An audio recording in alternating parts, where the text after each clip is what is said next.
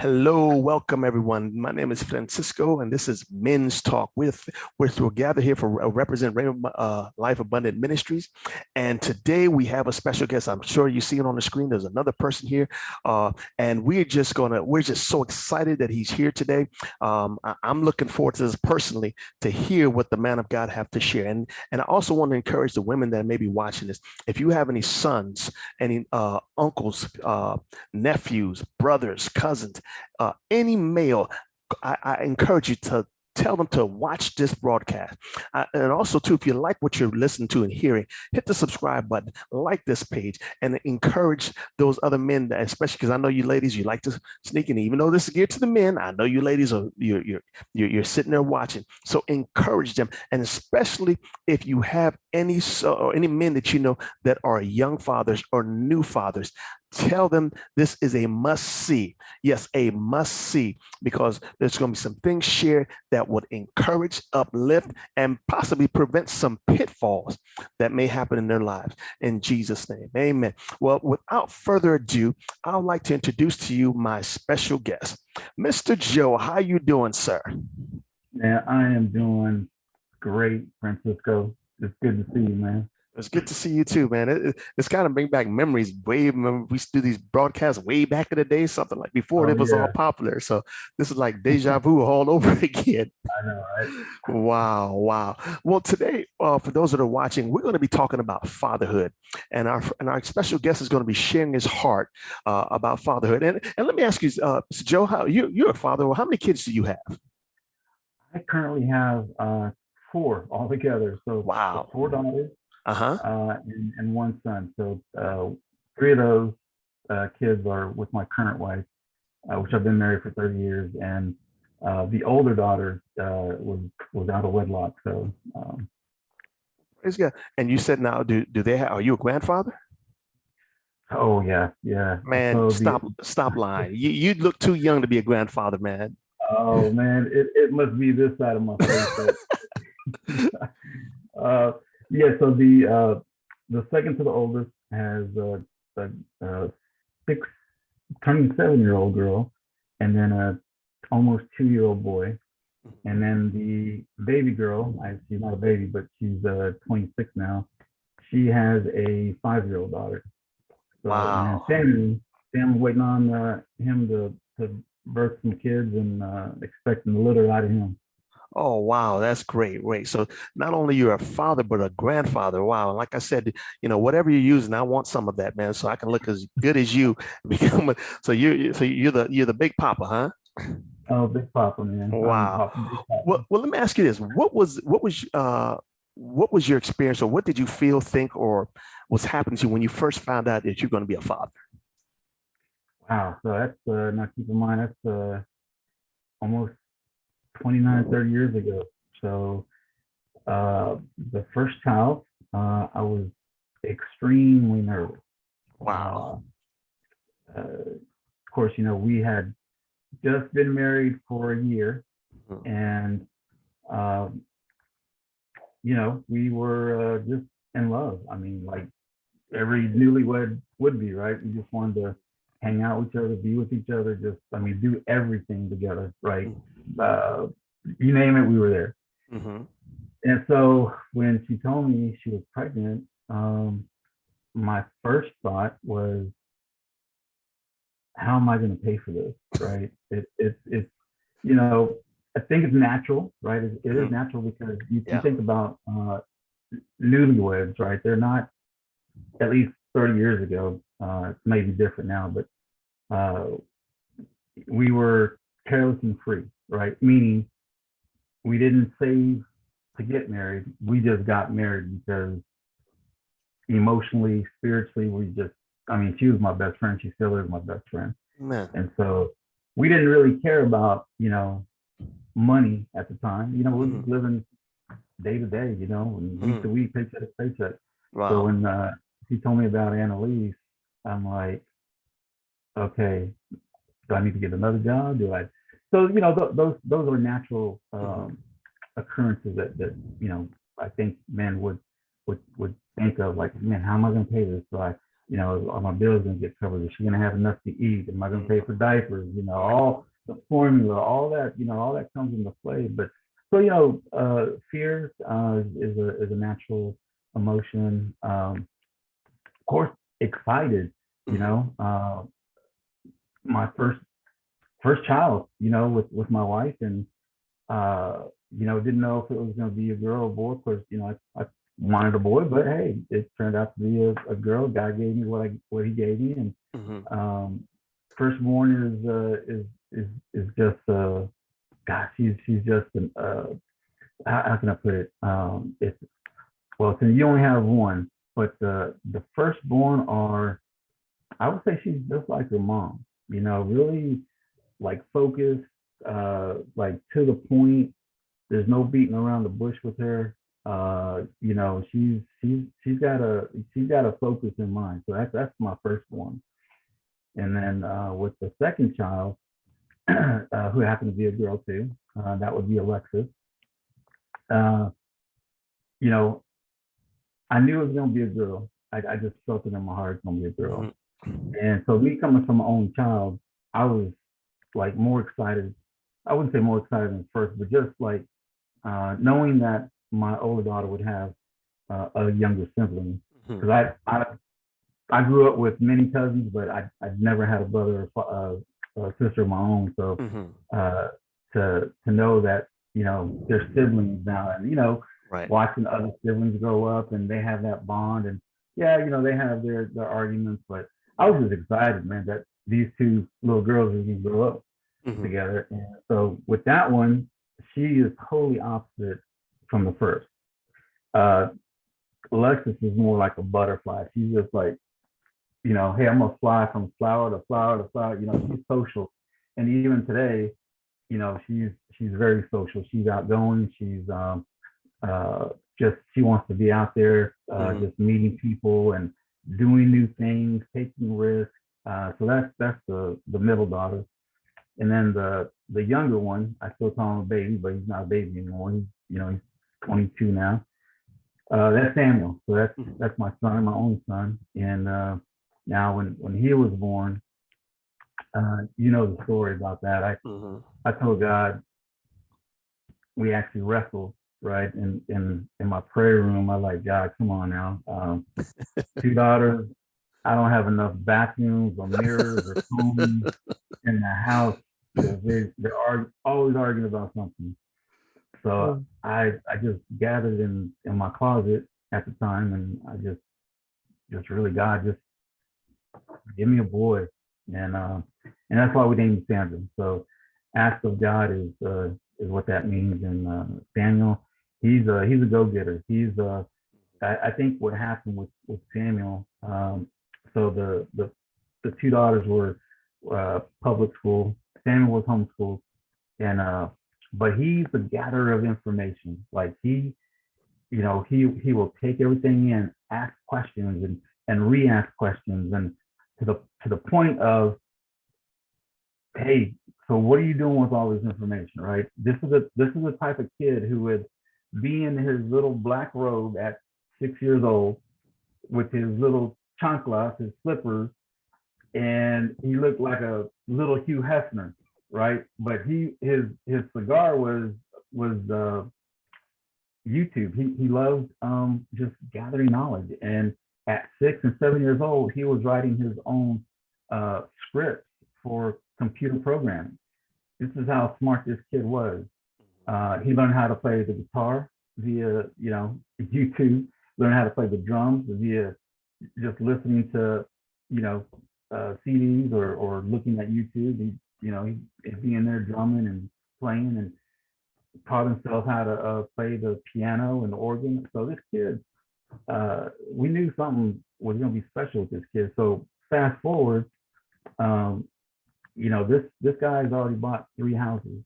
Um, He did what? bought he bought three houses. So three 22. homes. Yes. So by the age of 18, he bought his first house. Mm. Uh, Sold it, made a little profit. Um, and we were, kind of encouraging him. Okay, these are the areas you may want to look at, just because of the equity position, et cetera, et cetera. He wound up buying in a little small suburb about 30, 40 minutes from where I'm at. And he bought that house. He's got over 100,000 in equity right now, just based on the market. And since then, he's bought and flipped a townhouse. So this kid, he's he's something else. So, Wow. but I think with that child, what happened was is that he's a watcher and he's a learner. Mhm. So what he saw his sisters, he said, "No, I'm not going to do it that way because I see how they're getting disciplined, right?" So he like went a different route. So he was too scared to do anything outside of what he was used to. So, Right. um, but yeah, so all of them play a different role, and it's like a piece of a puzzle. I don't think that me and Gene, uh, we talk about like, will we do it all over again? Will we have three? And the answer is yes, because I don't see life without one of them. You know what I mean? Mm. It's like a perfect puzzle, Yeah. and but truth be told, I wanted a van load. I wanted like 10, 15, but he was like, no, no, sir, we're not going to do that. Because my dad came from a family of 15. My mom came from a family of 7. So, cousins, like, I mean, everywhere we go, it's like somebody stop and talk to me. And then after a 30-minute conversation, Gene will ask me, who was it? I'm like, some cousin, I don't know. so, so that's how many cousins we had. It's just crazy. That Lopez side of the family is a huge one. So, but Wow. yeah. Well, let me ask you, because that you bring up an interesting point. Now, you talked about all three of your children, how you have two girls and one boy now, or three girls and one boy. Do you father them the same way, or is it different between each child? Oh no. So when I didn't know better, it was like father than son. But I learned very quickly that it wasn't very successful. And let me explain why. Um, the way God designed us, right, is Mhm. we have characteristics of God, and we're in the image of Him, but our personalities are way different. Mhm. And so with each child, you're gonna have a different personality. So I found out real quickly that I couldn't discipline, you know, uh, one girl and discipline, my other daughter the same way. They're just because one's more sensitive, the other one's like she's cold as a rock. So there was ways that I had to, based on personality, right? Mhm. I had to focus in on, okay, uh, how can I discipline her, right? And it's they don't come with the manual, so that's the hard part. Is like you have to really be cognizant of your children. You have to know them, right? And by knowing them is like spending time with them, Mhm. whether it be all together, because you learn a lot when they're together, right? You know who's going to be the alpha, and you know who's going to be the creative one, and then you just kind of react accordingly, right? And it's no different where Moses and I'll use Moses and David as an example, right? So Moses was I don't want to say he was hard headed, but Moses was prideful. I mean that's just the truth, right? Well, how did God discipline them? He barred him from entering the promised land, right? He still was used. Don't get me wrong. Mhm. He still led God's people out of Egypt. But because of certain things and how he reacted to God, his pride got in the way. And, it was unfortunate that, he didn't step foot in the promised land. That's the sad part of the story, that he didn't step foot in what he knew to be God's promised land. But see, that's the consequences of our sin, right? So I got one prideful child, and then on the other hand, you may have a child like David, right? So both in this instance, both men sinned, right? Mhm. David's sin was that he committed adultery with a married woman. So the beauty of that is that uh, he, again, there were consequences of his sin, right? We won't get into it, but ultimately, the child out of that, affair, basically, wound up passing away, right? So, and again, consequences come with whatever sin that it is, whether it be, alcohol or affair or whatever it is, right? You're going to have consequences. So ultimately, what happened to David, he repented, right? And that's where we get the Psalms, and they're beautiful, right? It's basically a man crying to God just to say, hey, I know what I've done, right? And these are some songs. Some of these songs are today's worship songs. And so what I'm getting at is God disciplined David differently than he did with Moses. And again, based on personality traits and characteristics of that Moses, David, your children, you as an earthly father have to look at the same thing and say, hey, I got a kid that's prideful, and then I got a kid that's really sensitive. So if I'm more stern with the one that's prideful, how is that going to affect the child that's more sensitive, right? Well, you're gonna wind up crying, you just gonna be a mess, and then you got something else on your hand to deal with, right? So you have to look into, how your kids are, are formed, and what their personality traits are, and what their characteristics are. And that you learn that by spending time with them, individually, and again, as a unit. So, but yeah, you don't, that's going to be your first mistake, is trying to a blanket, discipline for everybody. No, it's not going to work. Wow. Wow. I hope, like I said, I'm taking notes as well. So for you fathers out there, young fathers, I really hope you hear what the man of God is sharing. He's sharing some good insight and wisdom. You can't apply you can't put like a blanket because of based on individuality and their uniqueness. You have to parent them. Well, let me ask you, that brings me to another point that you mentioned. Do you find it differently parenting your son versus your daughters, or there is no difference, or is it the same, or how is that? Yeah, it's totally one extreme to the other. With girls, uh, I mean, let's just face it, they're going to be more sensitive uh, than what boys are. And what I mean by that is that, you want a father of a daughter, right? You want to protect them. You want to nourish them with just love and just like, care. When I see my girls even today, my oldest, she's unique. So she has a bubble. So, and even with me and mom, when I go in to hug her, she's, she kind of gives me the side hug, right? I just bear hug her, right? So her face is on my shoulder, my face is on her shoulder, and I just tell her I love her. And here she is at 30. And am I invading her privacy? Probably. I'm making her uncomfortable, probably. But you know what? I, I always say, hey, Dave, if me hugging you like that, if that bothers you, I want to be sensitive to that. And she'll kind of smile. She says, no, Dad, you're okay. You're okay.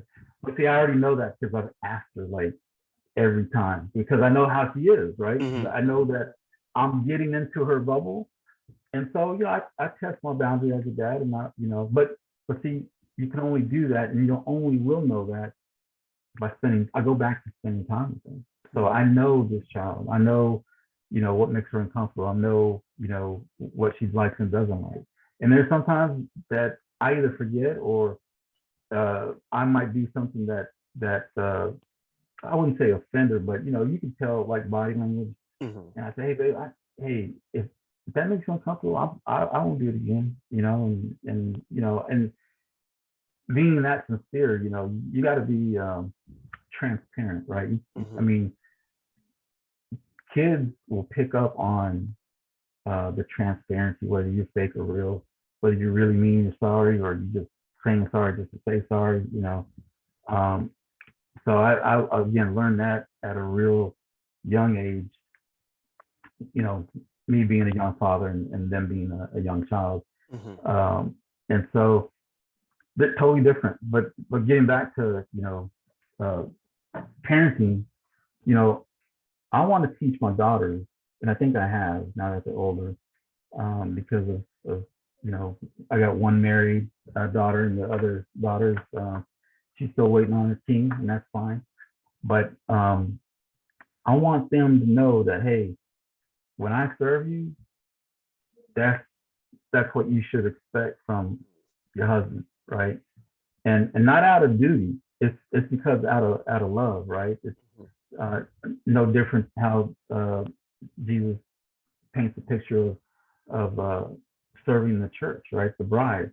And Mhm. so I want to honor my wife, my daughters, and how do I do that? Um, I serve them, I love them, I communicate with them, uh, and action I think is the love language of women, right? Because they can hear this all day, you know, hey, I love you, I love you, I love you, but if you don't put your love into action, right? Um, what are they, you know, what are you really telling them, right? Mhm. Mhm. So by showing that to them, that's what I want them to know, so that when they look for their spouse, you know, uh, hopefully they look for those characteristics. Was he willing to serve me? Was he willing to honor me? Is he willing to, you know, to communicate with me, love me unconditionally? And then as for my son, I'm teaching him how to honor his mom, serve his mom and sisters, whether, you know, they made you mad or not, right? Uh, you know, how to love them, how to communicate with them, because again, all, you know, moms and his two sisters are way different, you know. And so you again, you have to communicate based on, or react based on personality. So it's like, um, you can't blanket it. So I'm teaching him, and I've taught him now that he's married, because I can see it in his own relationship with his wife, is that he's, you know, she sometimes she gets sick, and you know, there he is making dinner, or you know, folding clothes, or you know, whatever, you know, he's not really accustomed to, and he's doing it, and it's not out of duty. I think it's more because of what he's seen dad do. Mhm. That's what he's replicating, right? And so it's going to be different. You know, it's going to be different in how you discipline him. There's I have talks with him. Even to this day, we'll go have taco, you know, breakfast taco week, you know, Saturday. Uh, once, you know, every few months, we'll get together and we'll just talk. Hey, how you doing, man? And you know, he'll ask me, how you doing, Dad? And you know, we just kind of share our struggles or victories, and we kind of celebrate those and encourage, you know, based on what's going on in a lot of the time. So it's an open relationship as far as communication. I love I love how we communicate.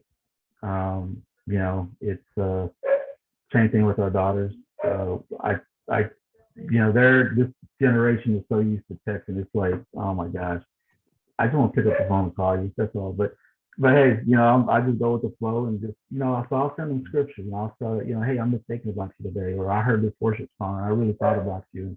You know, Mhm. listen to the lyrics, and you know, so I'll send them encouraging messages like that, because Mhm. again, I think women, whether it be our daughters or our wives, they love those spur of the moment things, right? Even though it's coming from dad, just want to let you know that I'm thinking about you. Hey, I love you for who you are, or you know, I love the way you spoke to your daughter the other night, right? Or you know, disciplined her.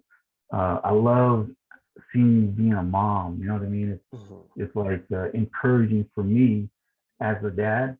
because you know, and I don't tell her this directly, because you know, I don't want her to think that I've got her on a pedestal, or you Mhm. know, I tell her, hey, look, the way you raising my grandchild, you know, my grandkids, like, wow, you're such a great mom.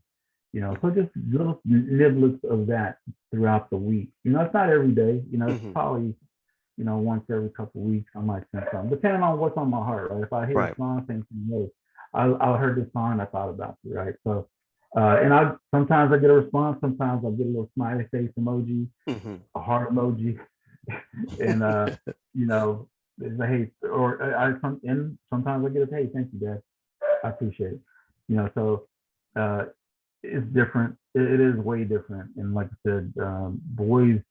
Um, I would encourage anybody that has a son to, it's. I always thought that Samuel was going to be like a football player, basketball, soccer player.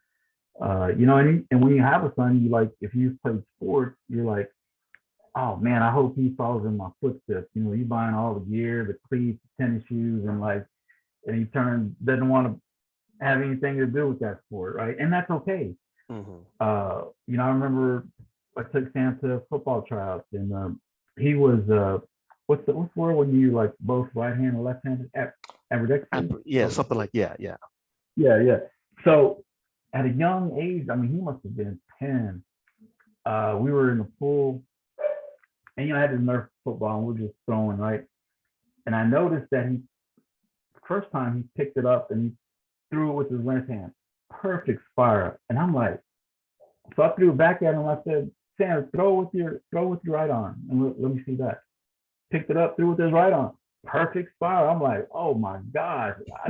I'm like in my mind, I got a quarterback in the making. And so, later, I take him to some football tryouts, and unbeknownst to us, he had asthma. So, um, he was having a hard time breathing. It was in the middle of summer. I mean, Texas heat is just, it's ungodly. So, Yes, so it is. I saw him bent over and he was holding his chest, and I could see that he was starting to tear up. And I was like, "Hey, come here, man. Let me talk to you." And I got down on one knee, man. I said, I hugged him and I was like, "Hey, you okay? Tell me what's going on." He's like, "Dad, I can't breathe." And so told Coach, "Hey, I'm gonna take him and call it a day. Appreciate it, whatever." Found out he had asthma, and so um, my first thought was like, man, I wanted I wanted him to be active. Of course, as a son, you want him kind of following your footsteps, um, but you gotta take those expectations off your kids. I learned that really quick, really fast too, because uh, if you know Hispanic parents, I mean, they got the bar high, like, and that's okay, but when it's not attainable, that's not okay, right? I had a I had a mom that she set the bar high. Um, and I'm not saying like I couldn't attain it, Hmm. but I don't think you have to take interest in what your kids have interest in. And Hmm. so what I mean by that is when I saw Samuel didn't take the sports, I had to switch my mindset, Hmm. right? Okay, what are you interested in? Hmm. You like computers, okay? Uh, what do we need, right? Shoot, I couldn't afford a computer at the time, so what did he gets a big old sheet, and he got some projector from his cousin, and next thing I know, man, I go in his room and he's got YouTube on his wall, like looking at how to write scripts, man, and I'm like, this kid, right? Hmm. So that was an interest, and so what do? We encourage that interest. We Mm. encourage, hey, what else do you need? How can I help you? You know, if that's the line of work that you want to do, or and you just gotta, you have to have, you gotta change your mindset, right? You gotta Hmm. be, you as a father, as a parent, you gotta be not only teachable, right? Because you're the teacher, but you Hmm. also have to be teachable, Mm. meaning your kids sometimes will teach you without even saying it. I don't like this, and what do most parents do? No, you're gonna Yeah, do it, right? right. We started something, we're gonna finish it. Like, that's old school mentality. I mean, that's the mentality I grew up with. You know, hey, you start something, you're gonna finish it, right? Mhm. Well, let's pull the reins back a little bit. Um, how detrimental if we move forward with something that Mm. this kid doesn't like? Right.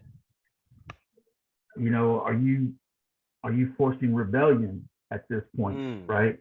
And not just in that, but in life in itself, right? So you almost have to.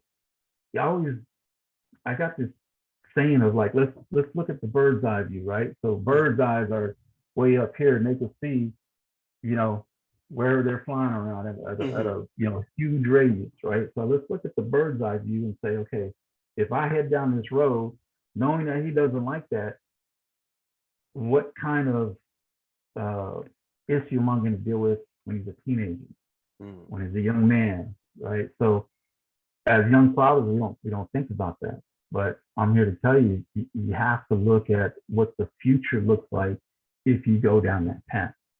Um, so same thing with girls, right? So, my daughters, I mean, they're beautiful. They're all beautiful. Um, there were times that kids boys were knocking at the door at 2, 3 o'clock in the morning, man. So, Wow. what did I do? I sat out, camped out with a lawn chair and a bat. I like come knock on my door at 3 o'clock again. Let's, so, but that's just the hood side of me. I mean, now it's different, right? But that was the kind of father that I thought I had to be to protect my girls. Mhm. I remember there were times where, um, me growing up, I know what type of young man that I was. I wasn't saved at the time, but Mhm. I was chasing girls, right? Right.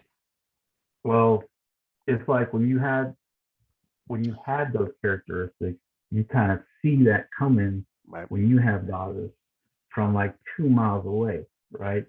I mean, it's like a sixth sense that God gives you, and it's like, hey, this guy got ill intention. Now your daughter may not know it at Right. the time, but you gotta say, hey, is he open the door for you? Is he like, is he when you get out the car, does he walk you to the door? Those little things, right? And Mhm. you kind of want to make them look and see, like, hey, does he treat you like I treat you, right? Mhm. And so girls, yeah, it's totally, you know, raising them is totally different. And again, you just can't blanket and say, oh, they're kids. Well, Right. Right. they're each of them are individuals, and each of them you got to respect that. You got to let them have a voice too. I'm not saying let them talk back to you, Right. but I'm Right. just saying, what's your opinion on it? Mhm. Why do you think that was a good comment, or what do you think that was a good thing that you did? Even though I think it was bad, teacher thought it was bad. So tell me why you think that was a good comment, right? So you have to hear them, because if not, they're gonna, in their own little mind, they're gonna think that's okay, right? And I think that's where we're in trouble today. You see Right. all these shootings and things happening at such a young age, and it tears me up. You know, no, So, you said something that was so profound, and what you've been saying so far is that the fathers, the men, have to be actively involved. definitely. I have a saying that, and on our men's talk, I always end like this: Don't ever underestimate the value of your presence. And so everything you were talking about being there hands-on, knowing your children, knowing being involved, knowing how to raise them, knowing that with this child you can be a little bit stern, with this child you have to be a little bit lenient because of their personalities and their differences. And even you were talking about your sons, how you want to impart to him the how to treat and honor his mother and his sister, and that your daughters, you're saying like I set the precedence of how Yeah. men should treat you. And so I hope fathers, men that are listening, I hope you grasp and hearing what this man of God is saying. And you might say, well, Joe, what would you tell the father out there, or the man that already has his children's already grown and he wasn't that type of father that you described? Is there still hope for him now? Absolutely, man. You know, case in point, my older daughter, right? It's been on and off when she was young. There were times where, I would see her every other week. Then they moved to a different state, so it became a little harder. Um, and there were times where I hadn't talked to her for 5, 6 years, sometimes even longer. Wow. And after going through some things myself, I realized that you know I should be there more. And so we're working on that relationship. There's times where I've called her out of the blue and you know uh, had some hard conversations with her. Let her ask those hard questions. I had to answer them. Mhm. Why this and why that. But so it's never too late. So, but again, I go back to the sins of the father, right? Mhm. Uh, God dealt with Moses accordingly. God dealt with David accordingly. And so, if you've been distant in the past with your children, you're going to wind up dealing with that accordingly, right? Whether it Mm. be good or bad. And so, if you've been out of touch with your child for however long it is, and they don't want to have anything to do with you, it's just a reach out, whether it be by text or and let her build that or let them build that trust, right? Mhm. Uh, Sometimes you have to say I'm sorry in some cases. Mhm. That's hard for us. That's hard for men, right? Yep. We're prideful, Yep. um, and but you know what? You got to be humble before the Lord. I mean, there's things that you don't want to hear because it's going to hurt you. Mhm. Um, but let's think about the person on the other side. How did that child feel when you missed their football game, or when you Mm. told your daughter you were going to be at the recital and you had to work? You know, hey, you know what? Bills are always going to be there. I learned that hard myself. I was working when at a young age when my kids were younger. Sometimes 10, 12 hours a day. And did I miss things that I should have been at? Looking back, yeah. I mean, because you know what, that bill is gonna be there. Mhm. Um, I'm not saying like forego your responsibility, but like that work's gonna be there tomorrow, right? So that client that you had to meet with, Mhm. did it have to be tonight, right? The night of the recital or a soccer game, or what I'm saying. Hey, so as fathers, we got to be aware of like put your foot down. You know what, I can't tonight. I got something pre-planned already. Mhm. More than likely they're gonna understand. Oh yeah, yeah, go do what you gotta do with the family. But if you don't say anything, if you think you're gonna, get promoted, or that, hey, there's an opportunity, you gotta look at the opportunity with your family, right? Because what does that look like 10 years from now, Mm. right? Are they gonna remember our Wow. dad wasn't there because he had to work? He was chasing that promotion, or he was chasing that dollar. And so I learned the hard way, man. This is all trial by error, man. And I wasn't perfect dad out the gate. Wasn't a perfect father out the gate, or a husband. Mm. So it's all trial by error, and thank God for God's grace and mercy on my life, because He showed me a lot, and all I can do is just impart the wisdom based on my trial and errors, right? So again, it's not perfect. I'm not saying that because I hope that people watching will just gather the information, Mhm. right, and then look at their lives and say, man, I remember Joseph this, right? Right. Uh, let me try it. Is it gonna work? I, I don't know. I mean, but what can it hurt, right? I Right. mean, uh, so Well, let me ask you, because you kind of touched on a little bit. Did you have struggles as a young father? I mean, oh what kind yeah. of struggles did you have? I mean, I'm not saying put all your personal, but just something that would, because sometimes, someone might be watching you and say, well, wow, he's got a father. I mean, he's a grandfather. He has this. He really doesn't have no struggles or anything like that. But can you Yeah, share something with a young father? yeah, yeah. So, um, that's a tough question, man. But just being transparent because I hope my journey helped somebody. I was abused when I was a kid. When I say kid, I'm talking like kindergarten, 6, 7 years old, and so that affected me as I got older, into my teens, into my young 20s. And so when we got married, I still carried this hurt of Mm-hmm. abuse in my life. And I didn't realize that I had a lot of anger, man. As a young kid, I say young kid, I'm talking, 20, right? Mm-hmm. Now I'm a man. I had a lot of undealt hurt and anger, bitterness in my life because of this abuse Mm-hmm. and not knowing it because, as again, a man, you tend to want to, hey, I'm going to push this down so deep in my soul that, you know, I'm going to, I'm going to hide it from everybody. Mm-hmm. But there's always going to be a trigger, right? You're going to hear something. You're going to see something. You're going to smell something that reminds you Mm-hmm. of that time. And if those triggers aren't dealt with, or if you don't know how to deal with those triggers, then that beast that you shoved down for Mm-hmm. 20, 30 years is going to come out. And, you know, it's going to grow. I mean, it's growing to a full-fledged monster. That's only like trying to give you a visual, Right, right. right? So you got a little thing here that you're saying, hey, I'm going to stuff this down. But as you grow, it grows because the anger inside you grows, right? The bitterness inside you grows.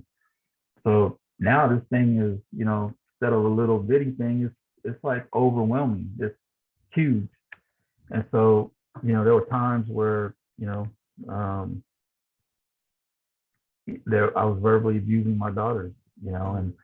and man, looking back, I mean, I hated that side of me, man. It's like I still tear up because seeing, seeing their faces and Mm-hmm. uh, I wasn't proud of myself back then. I still not, but again, working through those issues, Mm-hmm. I found a ministry that allowed me to, you know, go through what I needed to go through and deal with what I needed to deal with at an older age. I mean, this is just recently, like not even 7 years ago, Mm-hmm. that I finally got the help that I needed.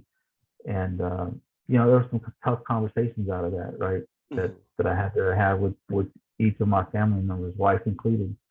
Um, so you know what I would encourage young fathers or husbands is that if you're dealing with something, I mean, there's nothing that that you can do to stuff it down to say I'm gonna take this to my grave without anybody knowing, because eventually there's going to be something. It may not be today, it may not be 10 years from now, but it's going to come out. And if it comes out, whatever that is, whatever you're dealing with at the time, Mm-hmm. whatever, hidden secrets that you're trying to take to the grave with you, get help for it, right? If you're struggling with addiction of any kind, get help, man. I mean, most employers have a what they call an employee line, right? Sometimes it's free. Sometimes, hey, meet with the counselor 6 times and, then it's on your own. Whatever, man. There's no shame in that. Uh, there is shame once it comes out in a way that is hurtful to others, right? The devil wants to put shame on you to say, see, you're not God's child. You see, you're not the man of God that somebody told you were, you know. So shame will come out that way. So what I'm trying to tell you is it's not shameful to get the help that you need. It's not you're lesser of a man. I cry now more than I ever have in front of my grandkids, my children, my wife, and that's just because I'm so sensitive to the spirit now and what he's done in my life. Mm-hmm. Um, that I can't help but cry. And that's just me of saying thank you, God. Mm-hmm. I heard somebody say, I can't remember who it was, but you know, you see somebody worshiping and they like they're just worshiping like you've never seen before, Hmm. whether dropping to their knees or just extravagant worship. And you know what? Somebody said you don't know what they've been through for Hmm. them to worship like that, and that really stuck with me because you don't know what somebody's gone through, and when I worship, I mean it's inevitable that I'm gonna wind up crying at some point because when I get in tune with God, because He's changed my life. Not I've been saved for you know 30 some odd years, but you know back then I was crying when I first got saved. But even now, it's just because I'm older. I know what He's pulled me out of. I know where I could be today if I didn't have God in my life. And so, saying all that to say, man, is that you know there's no harm in picking up the phone and say, even though it may take all your will to pick up that phone and say, hey, I need help, and that's okay. We all need help, man. Amen. I mean, the church is filled with hurt souls, and the what's that thing they say that hurt people hurt people. Right. Yeah. I mean, it's true. If you don't get a fix for it, man. I mean, you're not gonna get cured overnight. It's for someone that had an addiction. I mean, it just didn't happen overnight, man. It was years and years and years. And so, you got to look at that. Hey, it might take years and years of reconciling and forgiveness Hmm. from yourself. So, I would say I would really encourage somebody, man, to like for me, if I would have knew that I had this anger issue, um, because of what I went through, God, I would have sought help a long time ago, man. Mm. Wow.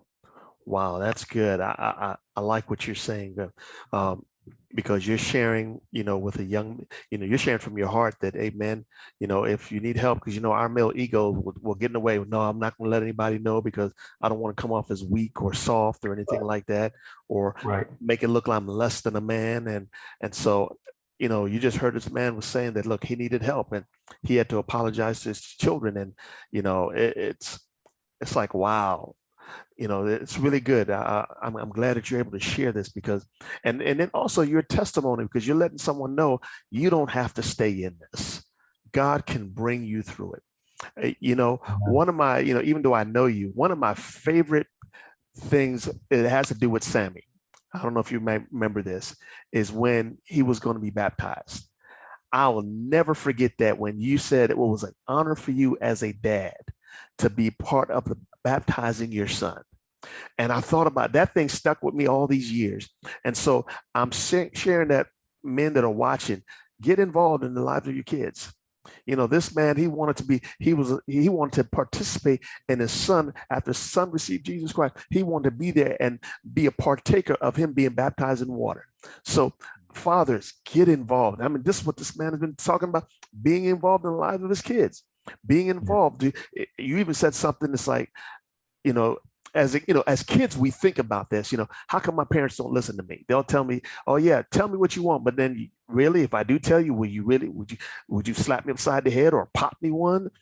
So dads, I just want you to be really to hear what this man is saying is be involved, get actively involved.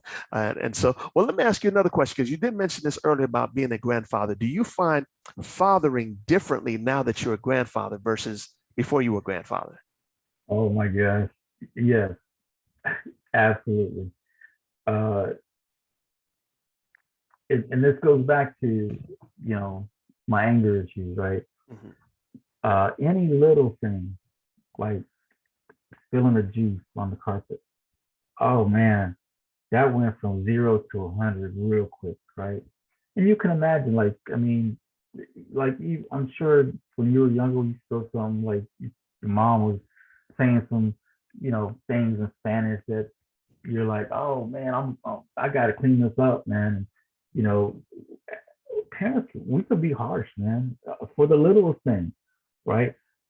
But see, that's because you got something else that's undealt with in your life that's manifested and transferred over to this little kid who just spilled some juice on the carpet. It's bigger than that, right? Because if you really think about it, I mean, it's juice on the carpet, man. Like, are you taking the carpet to heaven with you? I mean, I'll be walking on streets of gold, man. So, so like seriously, like in the big scheme of things, man, it's not that hard. One, it's a teaching moment. Now, like so when I like my grandkids, right? They're gonna spill stuff. They're gonna drop stuff. It's inevitable, man. They're gonna eat a cookie and the crumbs gonna fall on the ground, right? Let's not get mad. Like say, hey babe, look, you want to help Papa pick this up, right? So now I didn't do it as a grandpa. I didn't do that. But you know what? I'm saying we. You want to help Papa pick that up? Like let's I'll help you. So I am teaching them to be responsible for just the little things, right? Yeah, do I get a little pushback? Absolutely, man. So then, I'll make it a game, right? I'll you know, I got one granddaughter, or my both two granddaughters when they come over, got a huge backyard, and I got two big dogs now, right? And so what do? I wait until the weekend to kind of clean up the mess, right? And so I got these little colorful bags, and I say, okay, time to help Papa, right? And so now they know it's like, hey, when I come over on Saturday, me and Papa got a job, right? And what is that job? Is picking up poop, right? So if you can't take care of the little things in life, how are you gonna handle the big things in life, right? That's the way I see it. And so I'm teaching them that, right? You got to start somewhere. One, teaching them responsibility, teaching them, there's a lot of teaching moments in picking up mess, right? And so, I try to make it fun for them, I throw a bag at them, make sure that it doesn't, land on them, of course. Yeah. It's tied up, and, she's, they're running around and they're putting it in the bag, and, hey, you missed one. And, so for an incentive, I give them $1, right? $5, whatever on my heart. And so saying all that to say is that in layman's terms, don't sweat it, man. I mean, it's really like, because you don't want them to be fearful of you, because you're really not teaching them anything other than being scared of you. Oh, my dad's gonna get mad, or and it's a conversation like you and I are having, man. I'm not yelling at my granddaughter. Yeah, you spill some milk, but hey, let's clean it up. I'm gonna show you how to clean it up, right? And I'm not mad. My other granddaughter, one of my granddaughters, told my younger daughter, I think she spilled some water in their apartment. This 5-year-old tells her mom, "Mommy, that's okay. I forgive you." Another time she said, she talked to him again. She said, "Mommy, don't worry. I'm not going to tell Papa." So, but see, that's why I tell them, hey, I was like, hey, don't worry about it. It's okay. Dad, Papa forgives you. Right? It's not a big deal. But I'm gonna show you how to clean it up, right? Okay. Yes. And she'll get the towel, and we'll clean it up. But see, I rather teach them that way in a loving, right? So it's funny. It's funny. I got 2 daughters and a son with my wife. I got 2 granddaughters and a grandson. God has a sense of humor, man. Yes, he does. I take that as God saying, "Hey, Joe, we're gonna run this back again.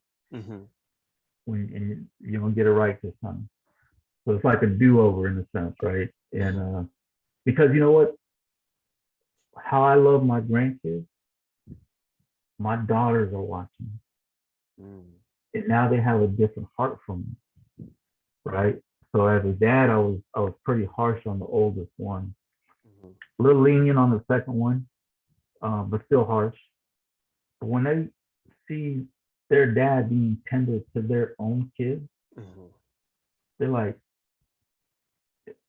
"Is this my dad?"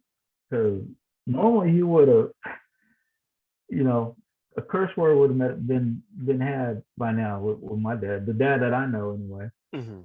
But now when they see that tenderness coming from me, they look at me different and they love me different. They Mhm. react to me different. And so, it's this thing is a snowball effect in essence, right? So how I treat my grandkids, I'm and I don't do it because my daughters are watching me. Yeah. I do it because of who I am today, Mhm. that I'm gonna teach my grandkids at a younger age on how tender I should have been with my older kids, Mhm. right? And so it's like God, like I said, God's just, he's funny like that, man. He's like, we gonna do it all over again, Joe. You know. So, Wow. Wow. yeah. Well, let me ask you this question.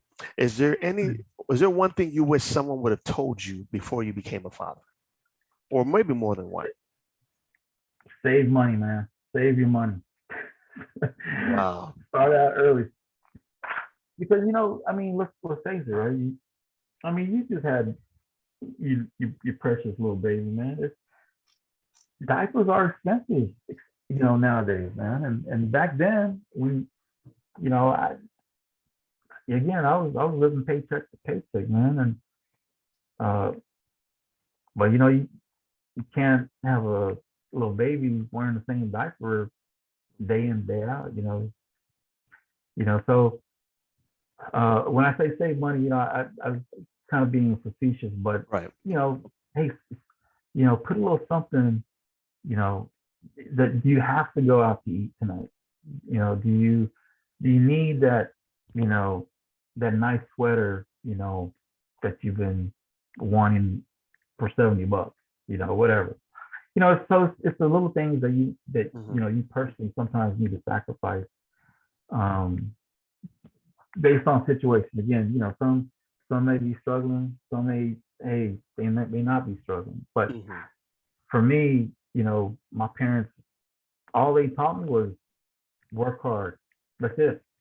They didn't show me how to budget. They didn't show me how to, you know, control my finances, my spending, and here we are, we got a formula and we got $2 in the checking account. Wow. It was like that sometimes, but you know, but you figure it out. You Mhm. figure it out, man. And so I'm just saying, be money wise, be smart, man. Be, you know, uh, and it's all discipline, man. It really is. Mhm. And I wish I had, parents that would have taught me financially. So what I've learned through my marriage and you know just life in general is I'm telling my kids, right, from day one, when they were able to comprehend the value of money. You know, let's save it. So for that special thing that you want, right, you can be proud of you purchasing that, right, whatever it is, Mhm. brand new doll or whatever. And my two oldest, one ear and out the other. Mhm. When I look at my son, again, he was the type that I'm gonna listen, I'm gonna learn, and I'm gonna take action. Mhm. He already bought 3 houses, and he's not even 23 yet, right? Wow. So so sometimes it's funny. You tell your kids, you know, impart some wisdom to them. Mhm. This is dad talking. Let somebody else say it Yeah. differently, but it's the same thing. It's like, oh man, like a light bulb goes off, right? You're like, man, I've been trying to tell you this for like 10 years.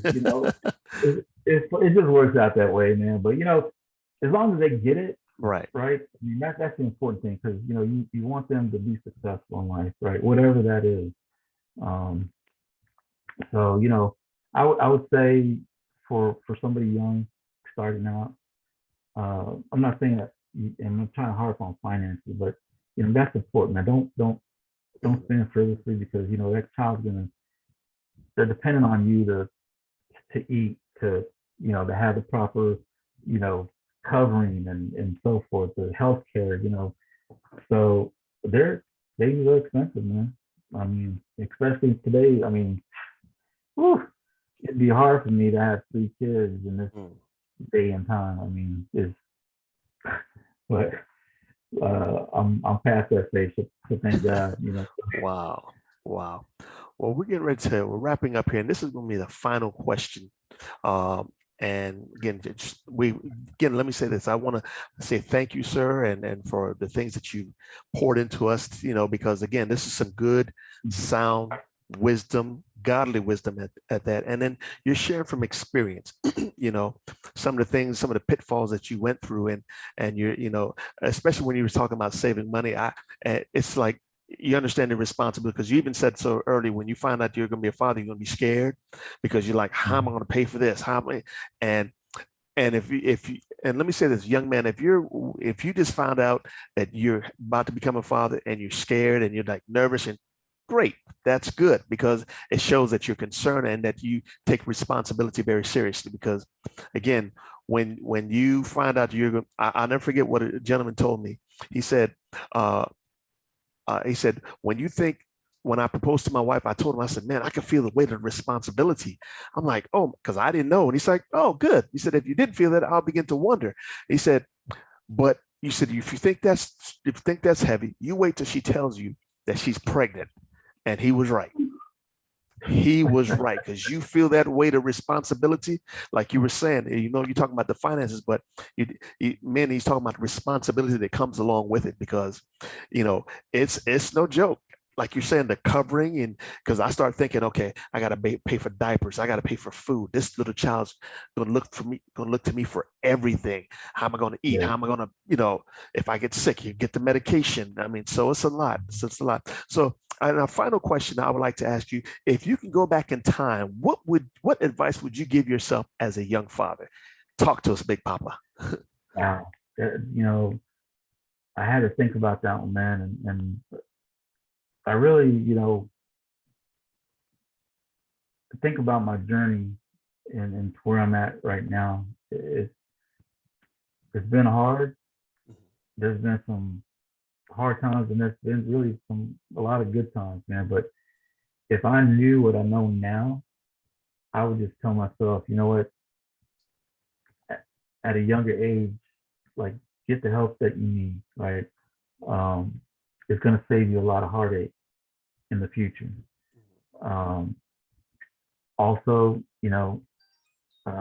love yourself, man. I mean, like, I was pretty hard on myself as a kid, man, thinking that I failed every time I stopped something, because that's what I heard, you know. And so I fed on that, man. I like, now, why continue? But I'm telling you, like, keep moving, keep going forward. Like, you know, don't let that discouragement stop you from being the man of God that I know you can be. Uh, God's gonna put opportunities in your lap, seize them. Like, when you're in tune with God, man, you're gonna know that this is of God, whatever that opportunity was at the time.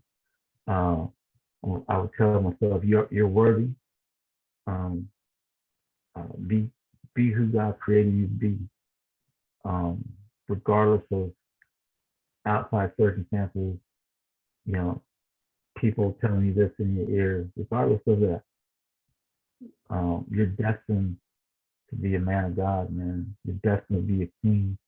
Um, I would say, run with courage, take risks, because God will be there for you. Um, when you fail, He'll be there to take care of you. It's okay. I would tell you to get up, Uh, there were other men in the family that didn't want to get up, that couldn't get up because of whatever reason. Um, there were other men in your family that didn't have faith. But I need you to believe in the one you call Abba Father. That's what I need you to believe in.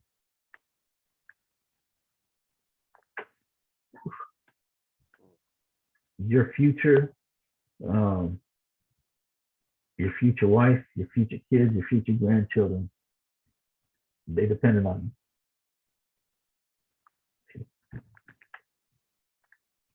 you.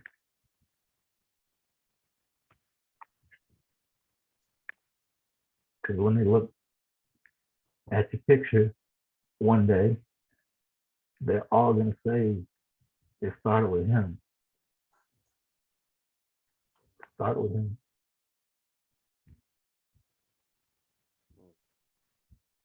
If he didn't have the faith, we wouldn't be here. And so I would say, don't waver in your faith, no matter how hard it gets.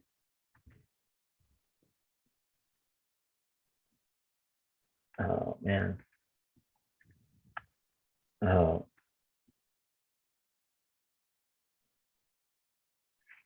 they're going to, when your future self, they're going to know, your kids are going to know, your grandkids are going to know, and their kids are going to know that, one, you love God. Um, and look at yourself today and know that the legacy you want to leave behind is going to come to fruition. Like, it's going to come to pass. You may not see it today because of what you're going through, but when you get past that, the road's going to be a little bit clearer. That fog is going to be a little bit more dense that you can see the journey. And it's not as hard as you think it might be, but you know, stay close to God, because the tears that run down your cheek today, you're gonna look at that legacy, right? That legacy of pushing through and having faith and knowing that there are worse times in your life that you need God more than ever. Yeah, it's because of that grace and mercy that God's put on your life, that you'll see it at the end, and you will know that you know that you know that God is on your side. He's never forsaken you. He's always been there. You may think, I don't see him, I don't feel him, but he's there, right? You got to meet him halfway. And so I would just say, just stay the course, push through. And when I say push through, I'm saying push, pray until something happens, because what's waiting for you at the end is just a life full of just nuggets in your own life, in your marriage, in your kids, and in your grandkids. Yeah, that's what I would tell myself. Wow. Wow. I really hope that those are watching and listening, that you would hear what, and that's applicable to all of our lives, Yeah. And again, there's nothing more that I can even say. You said first thing. And let me also say this to those that are watching, and especially to you men out there. He was saying that he was able to overcome, he was able to leave this legacy that he has now. His relationship with his family was able to change. The healing in his heart is through his relationship with Jesus Christ.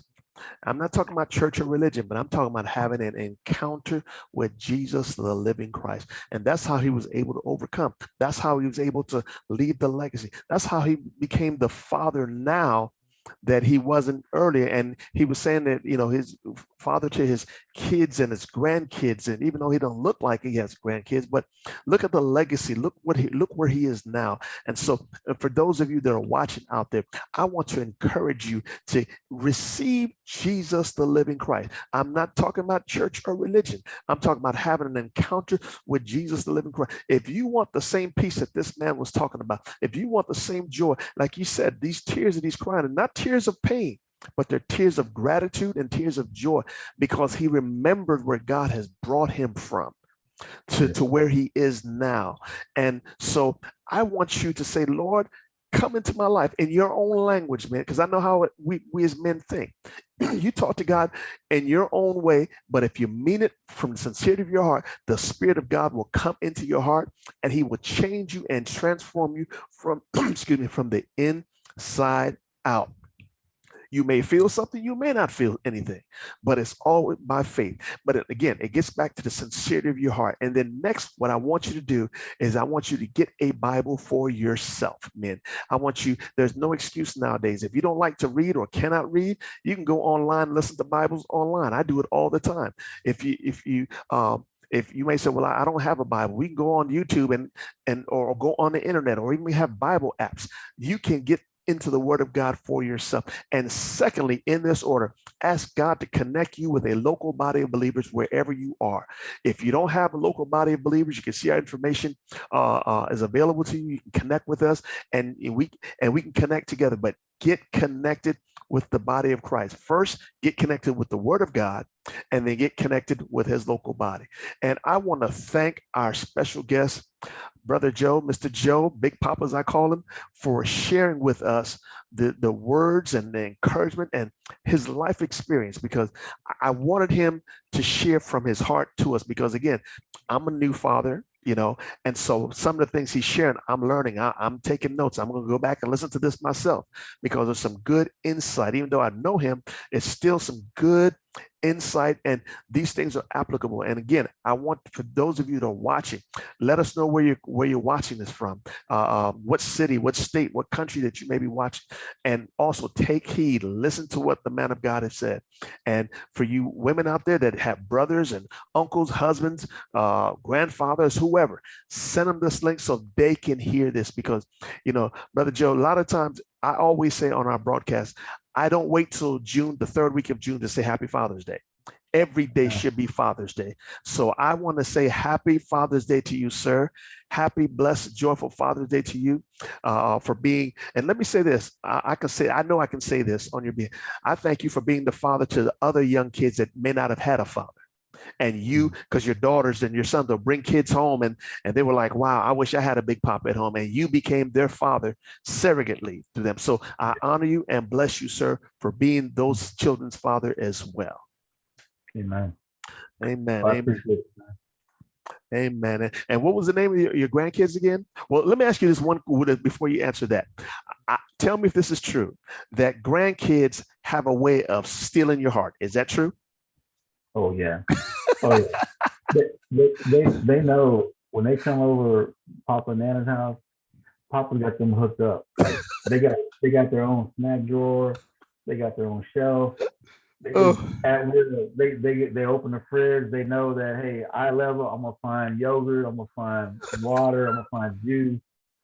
I got them hooked up, man. Oh, They ain't gotta wow. worry about things. So That's great, man. That's fantastic. I love that. I love the fact that hearing you talk about, you have your grandkids hooked up. Again, men, this is a father that's being involved. He wasn't involved at first, but then God had to do work in his life, and then now he's able to see the legacy, leaving a legacy behind, as he just talked about. So again, we want to thank you for those that watching this broadcast.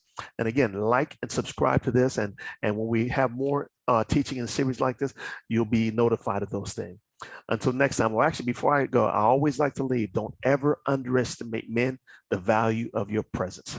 And also this other thing, you're a male by birth, but you're a man by choice. Until next time, God bless. Bye.